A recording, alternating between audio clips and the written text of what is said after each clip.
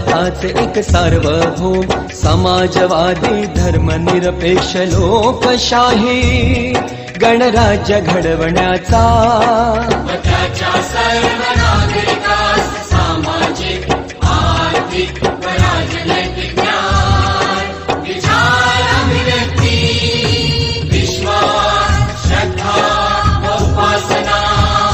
यांचे स्वातंत्र्य दर्जाची व संधीची समानता निश्चितपणे प्राप्त करून देण्याचा आणि त्या सर्वांमध्ये व्यक्तीची प्रतिष्ठा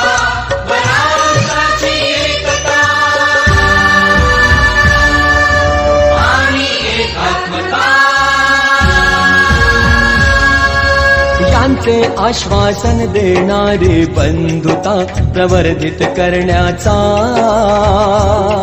संकल्पपूर्वक निर्धार करून